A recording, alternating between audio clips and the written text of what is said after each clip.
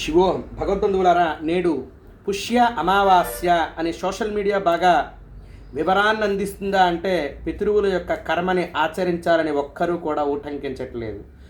మనం డబ్బులు కడితే చేసేటటువంటిది కాదు, కానీ మనకు శరీరం ఇచ్చినటువంటి పితృవులకి మన శరీరం ద్వారా మనం మాతృవర్గం కూర్చుని ఏర్పరిచి పితృవర్గం కూర్చుని ఏర్పరిచి దానిలో పితామహుడు, మాతామహుడు, అలాగే ప్రపితామహుడు, పితృవు, నాన్నగారు, తాతగారు, ముత్తాతగారు, నాయనమ్మ గారు, ముని నాయనమ్మ గారు, అలాగే అమ్మమ్మ తాతయ్య, తాతయ్య వాళ్ళ నాన్నగారు, తాతయ్య వాళ్ళ నాన్నగారు, మాతామహుడు, పితామహుడు, ప్రపితామహుడు, అలాగే అమ్మమ్మ గారు, అమ్మమ్మ గారు వాళ్ళ అత్తగారు, అమ్మమ్మ గారి పైన ఉండేటటువంటి అత్తగారి యొక్క అత్తగారు, 3 తరాలకి తర్పణ వదిలేటటువంటి యొక్క భాగ్యం అమావాస్యకి రవి సంక్రమణం రోజున ప్రాప్తిస్తుంది. ఈ విధంగా మనకు వచ్చే భాగ్యాన్ని మనం ఆచరిస్తే ఎటువంటి జాతక దోషాలు కలిగి ఉండవు.